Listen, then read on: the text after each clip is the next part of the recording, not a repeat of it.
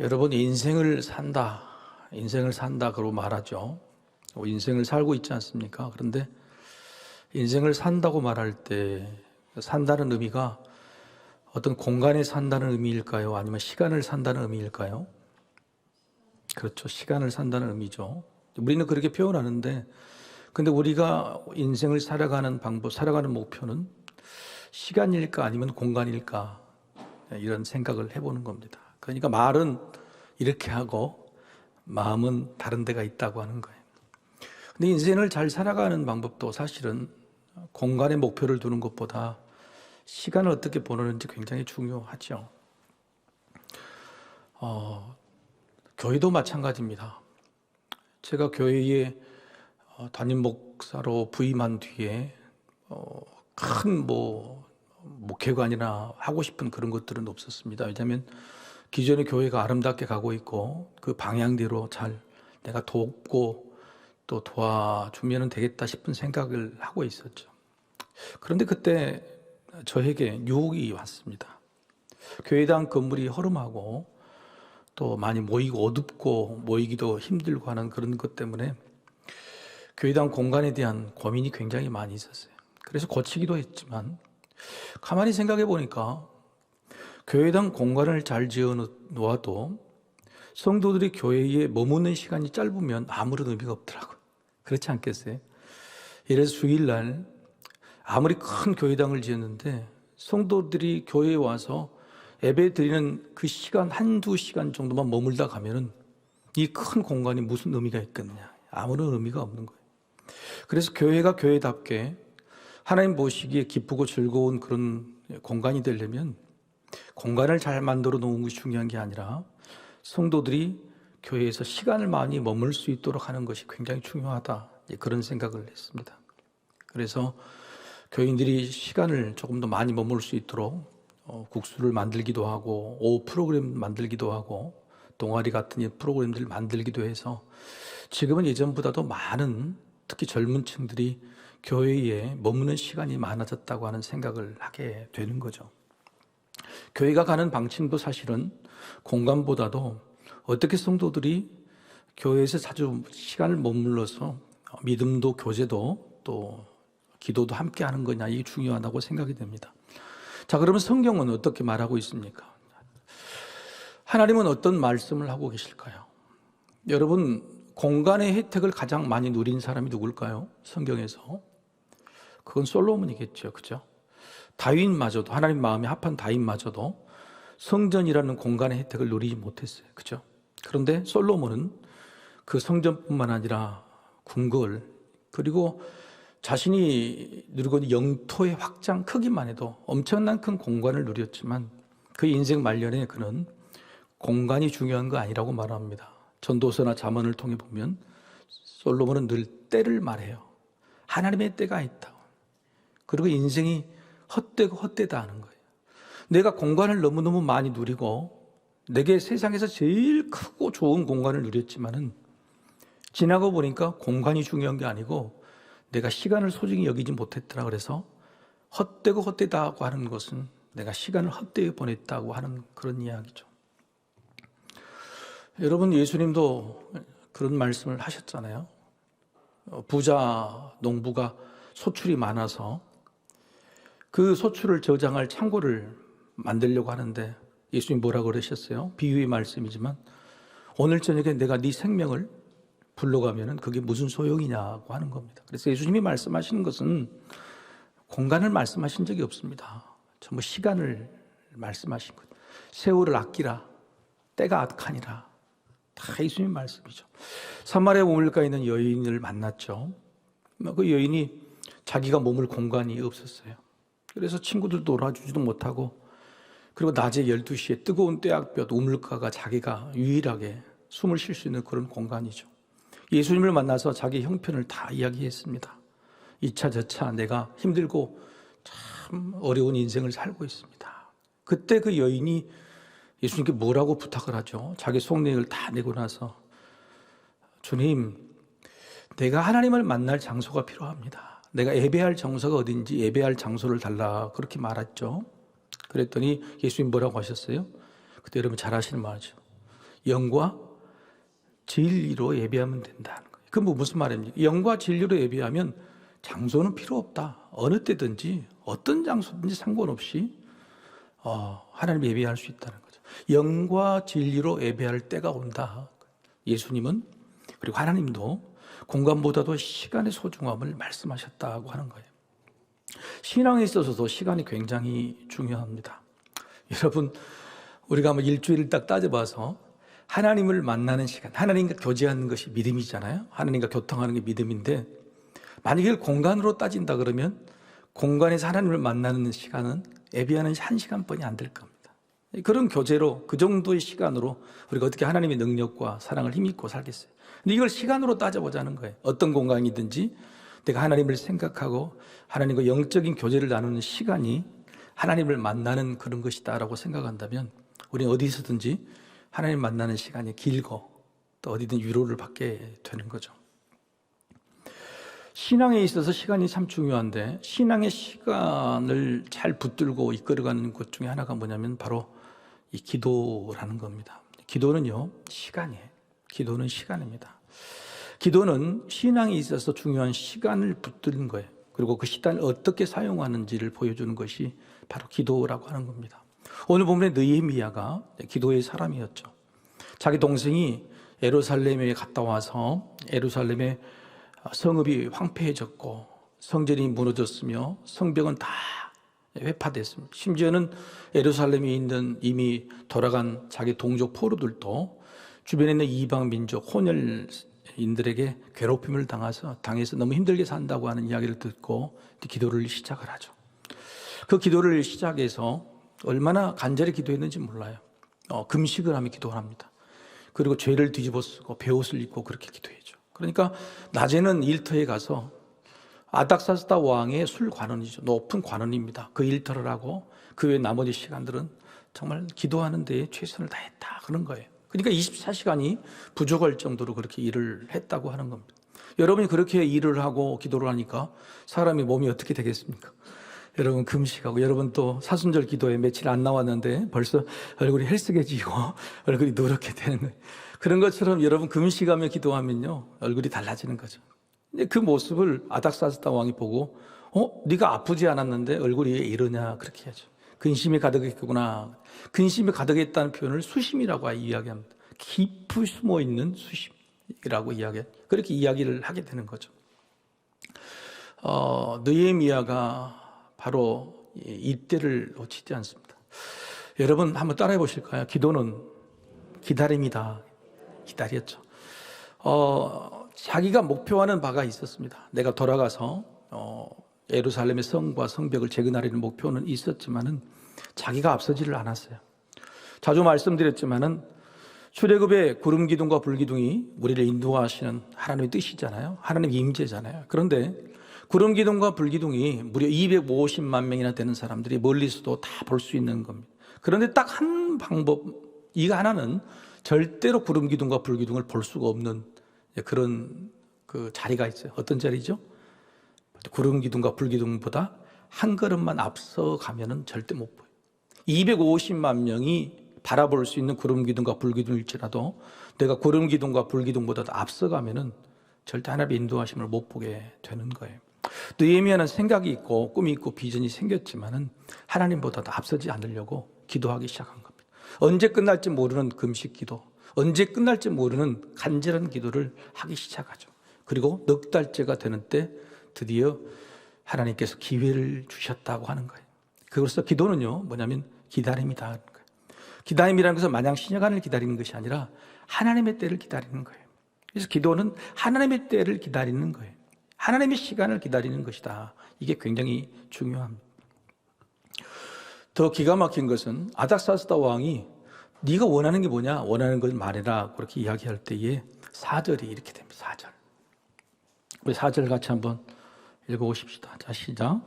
왕이 내게 이르시되 그러면 내가 무엇을 원하느냐 하시기로 내가 곧 하늘의 하나님께 묵도하고. 여러분 때가 됐잖아요. 하나님의 때가 이르러서 드디어 아닥사스다 왕이 나에게 뭘 원하느냐고 물어봤어요. 때가 임하면 냉큼 대답할 수 있는데 결정적인 때가 임했을 때도 어떻게 했습니까? 기도했다는 거예요. 근데 이 기도가 묵도라고 나왔죠. 이 묵도는 뭐냐면 아닥사스다 왕의 면전 앞에서 내가 기도할 수 없잖아요. 그래서 잠깐 눈은 뜨고 있을지라도 하늘의 하나님을 우러러 내가 잠시 신속하게 들린 기도인 겁니다. 이런 기도를 우리가 총알 기도라고 하죠. 그죠? 여러분의 삶 가운데 내가 이 시간을 위해 기다렸다고 하지만은 정말 이 결정적인 시간, 결정적인 순간에 침착하지 않으면 안 돼. 오히려 그때에 하나님의 뜻이 무엇인지를 오히려 물어보는 게 중요해요. 뜻은 분명할지라도 하나님 지금입니까? 라고 물어보는 게 필요해요. 하나님 내가 이것을 붙들어야 됩니까? 라고 보는 것이 필요하단 말이죠. 그래서 결정적인 순간에 오히려 하나님 앞에 기도하는 이런 묵도, 총알 기도가 굉장히 중요합니다.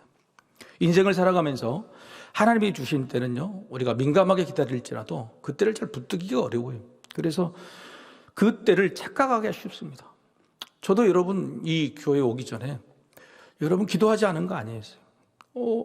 자녀를 생각하고 하나님께서 내게 인도네시아를 품게 하셨어요. 그래서 인도네시아를 품게 하시고 하나님 이가 내 뜻이 아니고 하나님의 뜻인가를 확인하기 위해서 100일 동안 새벽 기도를 작정하고 하고 금식하면서 기도했습니다. 그렇게 기도했더니 하나님 주신 뜻이 막 맞은 것 같아요. 확실한 것 같아요. 그런데 막상 그 일을 이루고 하는데 자꾸 막히고 힘들고 어려워지는 거죠. 무슨 생각입니까? 저는 그게 하나님이 기도했습니다. 기도했고 충분히 하나님의 뜻을 이라고 확신했는데 불구하고 그게 하나님 뜻이 아니었던 거예요. 여러분, 우리가 하나님 뜻이라고 착각하는 그런 해석이 굉장히 많아요. 그런데 그 하나님 뜻이라고 확신이 들 때마저도 기회가 와서 내게 주어지고 이게 하나님이 내게 주신 것이라고 한 그때마저도 다시 하나님께 여쭤봐도 하나님 이게 맞습니까? 라고 물어보는 바로 이 느헤미야는 하나님보다도 절대 앞서가지 않았어요. 때가 이르렀더라도 그 순간에도 겸손하게 하나님의 뜻을 물어봤다고 하는 것이 너무 놀라운 정말 믿음의 소유자라고 볼 수가 있습니다. 여러분, 기도는요, 첫 번째는 이 기다림이라고 하는 것이죠. 이 기다림을 느헤미야가 보여줬다. 기도는 뭐라고요? 기다림이다. 그렇죠. 이렇게. 두 번째는 기도가 뭐냐? 그러면 기도는 준비예요. 준비. 기도를 하면서 그냥 마냥 기다린 게 하나님 주십시오, 주십시오 입 벌리고 있는 게 아니에요. 기도를 하면서 뭔가를 준비했다고 그런 겁니다. 느헤미야는 뭘 준비했을까요? 내가 예루살렘에 가서 저 사람들 성벽을 다시 증축하고 무너진 성전을 다시 회복하리라고 하는 분명한 목적은 있었지만 그 목적을 어떻게 이룰 것인가에 대한 구체적인 계획, 꿈, 비전들을 세워가는 과정이었어요. 그게 어떻게 드러났냐면 아닥사스다 왕이 물어봤죠. 뭘 원하는 것인가? 그럴 때 마치 기다렸다는 듯이 하나, 둘, 세 가지를 딱 이야기합니다. 너무너무 놀라워요. 너무너무 놀라울 정도로 우리가 기도하는 것이 얼마나 크게 깊이 있게 그걸 고민하고 준비하고 또 계획을 세우고 하는 일들이 필요한지를 우리가 알 수 있죠.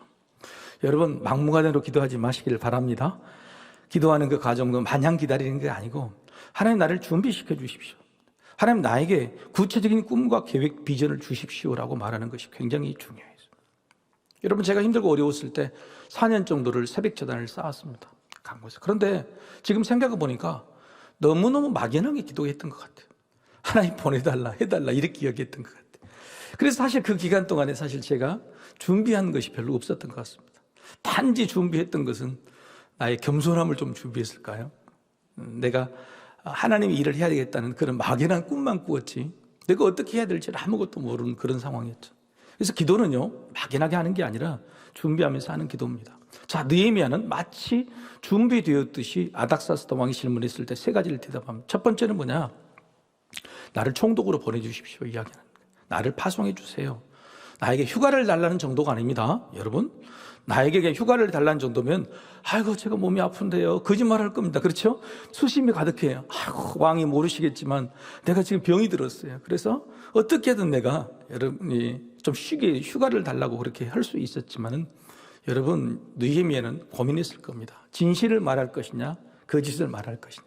그러나 지혜롭게 말하자 이런 각오를 하고 사실대로 이야기를 하게 되죠. 그런데 이때도 참 어떤 말을 할 것인가를 고민했던 것 같아요. 여러분 3절을 보시죠. 3절에 수심이 가득할 때 뭐라고 3절을 이렇게 대답을 합니다. 왕께 대답하되 왕은 만세수를 하옵소서. 딱 아부를 하죠. 이야기를 딱 합니다. 오래 사십시오 하고, 그 다음에 내 조상들의 묘실에 있는 성읍이 이제까지 황폐하고 성문이 불탔사오니 내가 어찌 얼굴에 수심이 없사오리까 하니. 여러분, 이 말이 무슨 말입니까? 내 고향 땅에 가고 싶다. 내 고향에 있는 조상의 묘실이 회파됐다고 하는 겁니다. 자, 예루살렘 성전 이야기 합니까? 안 합니까? 안 해요. 이스라엘 백성들 민족 이야기 하지 않습니다. 어떻게 하면은 이 아닥사스다 왕의 관심이 뭐냐면은 식민지 백성들의 반란, 식민지 백성들이 이 충성이 흐트러질까, 그게 제일 염려한 것이잖아요. 그런데 이 느헤미야는 이런 것까지 무슨 말을 해야 될지도 딱 준비를 해서 심기를 건드리지 않는 말로 딱 이렇게 준비를 하는 겁니다. 그리고 총독으로 보내달라. 내 고향 땅에 발아서 내가 이 일들을 감당할 수 있도록, 묘실을 건축하고 할 수 있도록 내 일을 지금 그만두고 할 수 있는 일들 달라고 이렇게 이야기하는 거죠. 두 번째는 뭐라 그러냐면, 이전에 있는 성벽을 건축하면서 실패를 했습니다. 몇 번. 그래서 실패한 이유를 고민했던 거예요. 왜 실패했을까? 왜 먼저 총독으로 갔던 사람들이나 포로로 잡혀 돌아갔던 사람들이 성전 재건축을 하고 성벽을 재건축하는 데 실패했을까요? 그걸 분석한 거예요. 그 이유는 뭘까요? 방해 세력이 있었어요. 방해 세력이. 그렇죠? 사마리아의 혼혈인족이나 다른 총독들이 예루살렘이 다시 세워지는 걸 방해했잖아요. 그것 때문에 방해가 된 것이죠. 여러분, 이게 얼마나 위험하고 힘든 일인가. 그래서 두 번째는 뭐냐면 조서를 달라고 해요. 조서를. 그러니까 이 왕의 직서 조서를 나에게 달라. 그리고 거기까지, 내 고향까지 갔을 때에 수많은 사람들이 방해할 것인데 그 사람들 앞에 나는 왕의 명령으로 공식적으로 가는 것이라고 조서를 이렇게 만들어 달라고 하는 것입니다. 그래서 그쪽까지 가는 길에 서쪽을 딱 관할하는 총독이 있는데 그 총독에게도 이 조서가 먹힐 만한 그것들을 받게 되는 거죠. 이런 것까지 계획을 딱 하게 된 겁니다. 그리고 세 번째는 놀랍게도, 여러분 고향에 돌아갈 때 빈손으로 돌아갑니까? 여러분, 빈손으로 돌아가면 어떻게 성전을 건축하고 성벽을 건축하겠습니까? 생각해 본 거죠. 내가 가서 어떻게 거기를 건축할 수 있을까? 여러분, 성벽과 성전을 건축하려면 가장 중요한 것은 목재죠. 목재. 근데 여러분, 솔로몬이 성전을 건축했을 때도 그 목재를 어디서 가져왔어요? 이스라엘 땅에서는 없었어요. 그래서 두로와 시돈 지역에서 가져왔던 겁니다. 레바논의 백향목들을 가져왔죠. 그러니까 이 예루살렘이라는 곳에는 가서 마음만 있지만 실제로 할 수 있는 게 아무것도 없었어요. 그래서 세 번째는 뭐냐면은 바로 그 목재를 달라고 이야기를 해요. 목재를 달라고 부탁을 하는 겁니다. 여러분, 느헤미야가요, 기도를 할 때 막연하게 기다린 게 아니에요.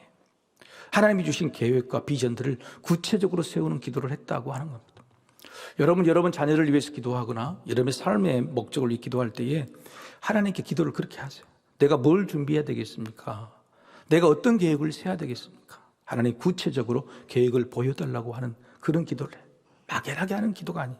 심지어는 결정적인 시간, 하나님의 때가 왔을 때 내 입술에서 할 수 있는 말을 주십시오. 그리고 심지어는 용기를 달라고 하는 거예요. 용기를 달라고. 여러분, 왜 느헤미야가요, 기도하고 믿음이 좋았지만은요, 결정적인 순간이 딱 왔을 때 사람은요 떨리고 두려워요. 자, 오늘 본문의 말씀을 한번 볼까요? 자, 2절. 오늘 힘이 없습니까? 제 목소리가 목이 좀 힘을 내시고 2절 같이 한번 읽어보십시다. 자, 시작. 왕이 내게 이르시되 네가 병이 없거늘 어찌하여 얼굴에 수심이 있느냐? 이는 필연 내 마음에 근심이 있으리로다 하더라. 그때에 내가 크게 두려워하여. 느헤미야의 말이 뭐예요? 마음이 크게 두려웠다는 거예요. 여러분, 기도의 응답이 된 거잖아요. 기도의 응답이. 왜 기도의 응답이 됐어요? 1장 11절이죠. 느헤미야가 어떻게 기도를 했을까요? 1장 11절. 제가 읽겠습니다. 주여 구하오니 귀를 기울이사 종의 기도와 주의 이름을 경외하기를 기뻐하는 종들의 기도를 들으시고, 오늘 종이 형통하여 이 사람 앞에서 은혜를 잊게 하옵소서 하였나니 그때 내가 왕의 술관원이 되었느니라. 자, 느헤미야의 기도의 제목이 뭐예요? 이 사람 앞에서 이 사람이 누구죠?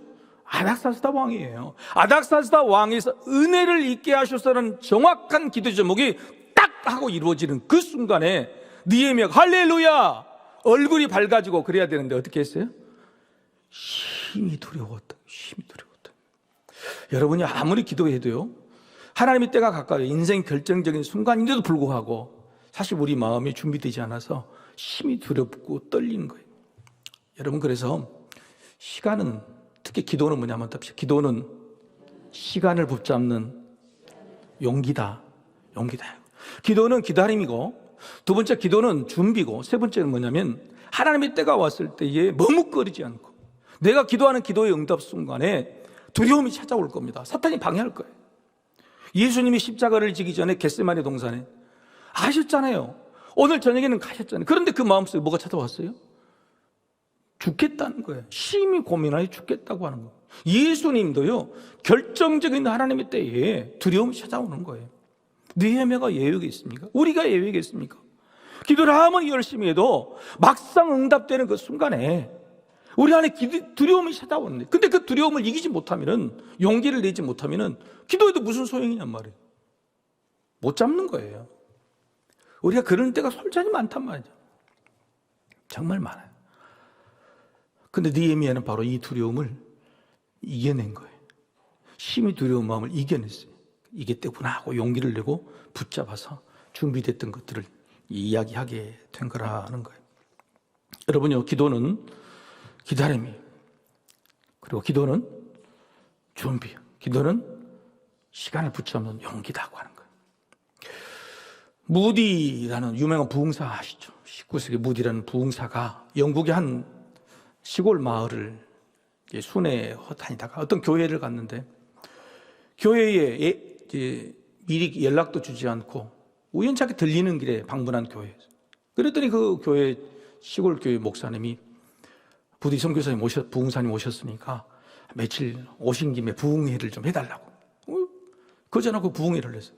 그런데 놀라운 역사들이 일어난 거예요. 3일 동안에 부흥회를 했는데 병자들이 막 일어나고, 교회가 방언 행사가 터지고, 성도들이 미어터지게 막 전도가 되는 놀라운 은혜가 있었어요.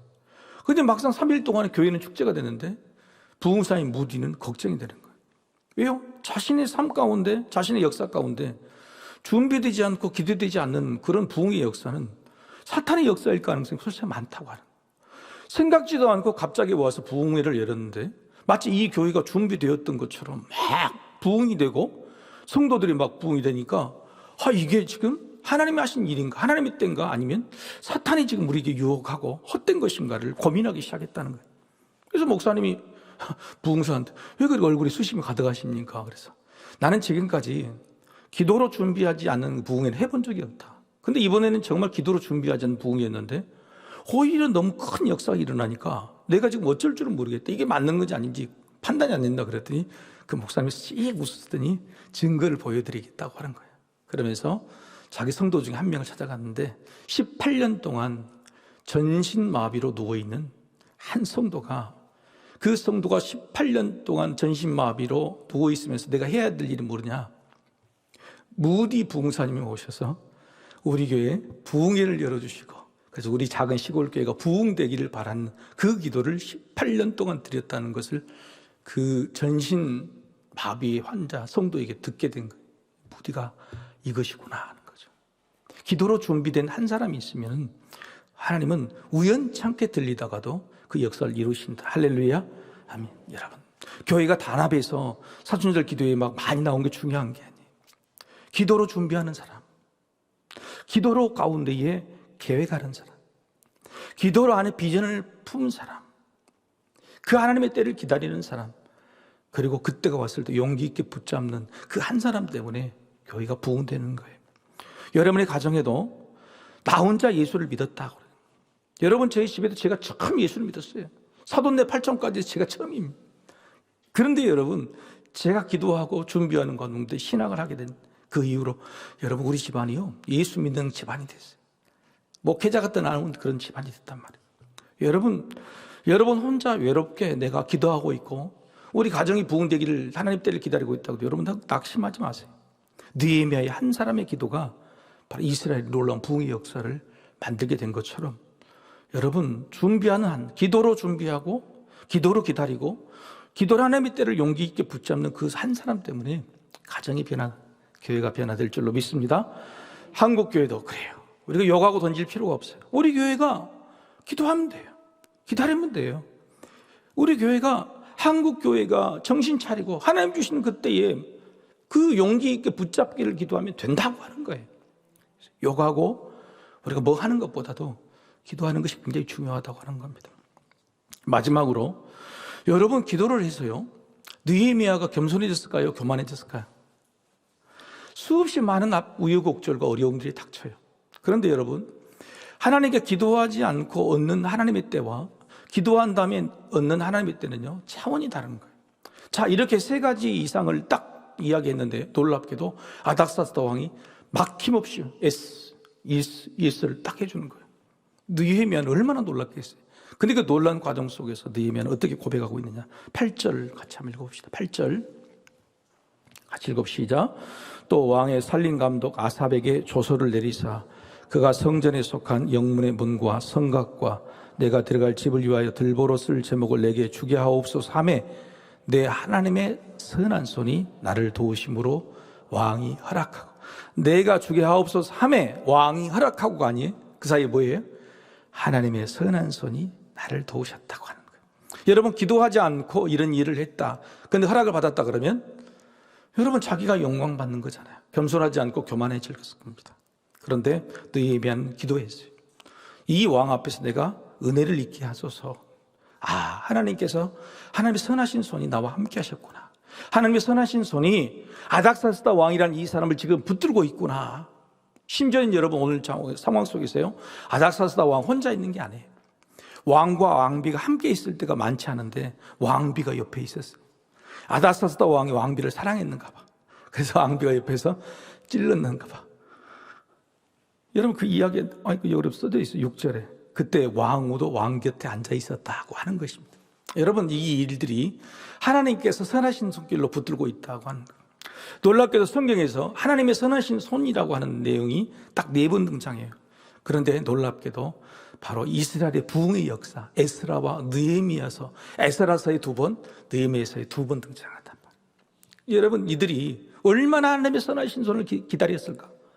우리 힘으로는, 포로된 우리 힘으로는 아무것도 할 수 없단 말이에요. 하나님의 선하신 손이 우리를 선하게 인도하시지 않으면 우리는 어떤 것도 헤쳐나갈 수 없다는 사실을 고백하고 있는 거예요. 하나님의 선하신 손이 이루었다. 여러분, 꿈과 비전이 있을지라도 하나님이 도와주셔야 된다고 하는 겸손한 이 마음, 그런 고백이 있어야 해요. 하나님의 선하신 손이 내 가정을 붙들었다. 내 기도의 응답이 아니다. 내 기도가 응답된 게 아니에요. 하나님이 이끌어 주신 거예요. 하나님은 나를 불쌍히 여기셨다고 하는 거예요. 여기서 선하시다고 하는 것은 우리 시편에서 등장하는 거예요. 하나님은 선하시고 인자하시다는 말씀이 쌍으로 등장해요.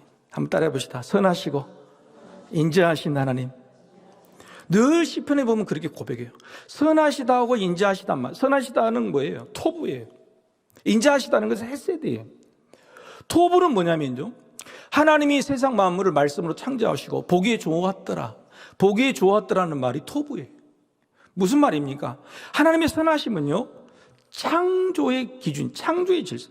하나님께 세상 만물을 만드시고 그 사람들을 늘 창조의 질서를 유지해 가시는 것은 뭐냐면 하나님이 선하십니다.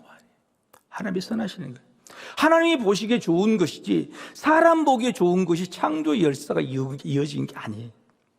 우리가 하나님의 선하시라고 말할 때는 하나님이 창조하신 그 뜻대로 세상이 이루어져 갈 때, 우리 안에 하나님의 형상이 회복되어질 때 이게 토부예요. 여러분의 가정 가운데 하나님의 창조의 역사, 섭리가 이루어질 때 그걸 토부라고 그래요. 하나님 보시기에 좋은 것이죠. 하나님의 선하심이라는 것은 교회 안에 하나님이 원래 이 교회를 만드시고 서석교회를 만드시고 여러분을 태어나게 만드시고 예수 믿게 하신 그 원래의 목적대로 이끌어 가시는 것이 선하신 거예요. 우리의 생각, 우리의 주장대로 끌어가는 게 선한 게 아니란 말이에요. 토부는요, 철저한 하나님의 선하신 창조 섭리를 말하는 거예요. 인자하심, 헤세드는 뭐냐? 그럼에도 불구하고 반발하고, 그럼에도 불구하고 못 따라가겠다고 하고, 그럼에도 불구하고 포기하고 엎어지는 우리를 끝까지 따둑따둑 해주신 헤세드, 인자하심, 자비로우심, 뒤치닫게 해주심, 안아주심, 이끌고 가신 하나님의 토부라는 기준이 있고, 그 토부를 따라가지 못한 사람들을 포기하지 않으시고 헤세드, 인자하심을 이끌고 가시는 거예요. 그래서 이스라엘 백성들은 늘 고백합니다. 선하시고 인자하신 하나님, 토부와 헤세드의 하나님. 특별히 느헤미야 에스라 시대에 하나님의 선하신 역사, 창조 역사, 왜 이스라엘을 택하셨습니까? 왜 이스라엘을 하나님의 백성으로 만드셨습니까? 하나님이 그 선하시고 인자하신 그 창조의 계획, 선택하신 그 계획대로 우리를 이끌어 가신 하나님의 토부가 회복되기를 원한다. 에스라와 느헤미야는 그거를 고백하는 것입니다. 사랑하는 성도 여러분, 우리가 기도 가운데 우리 뜻을 관철시킨다거나 우리의 기도가 응답되고 우리의 기도의 공로가 쌓였다고 생각하지 마시고 하나님의 선하신 손길이 우리 안에 머물고 이끌어 주시기를 여러분 기도하시기를 소망합니다. 아멘. 세 가지만 따라해 봅시다. 하나님보다 앞서지 않는 지혜, 기도로 생겨나는 비전, 도우시는 선한 손. 이 선한 손, 이 세 가지만 딱 기억하시면 됩니다. 하나님보다도 앞서지 않는 지혜, 그리고 기도를 통해서 우리 안에 하나님 주신 꿈들, 비전들이 딱 만들어져 가는, 그러나 그 모든 것 위에 우리를 도우신 하나님의 선한 손이 있다. 우리를 함께 하신 하나님의 선한 손길이 이루어 가신다. 그런 믿음이 여러분의 미래의 복이 되기를 정말 축복합니다. 같이 기도하십시다.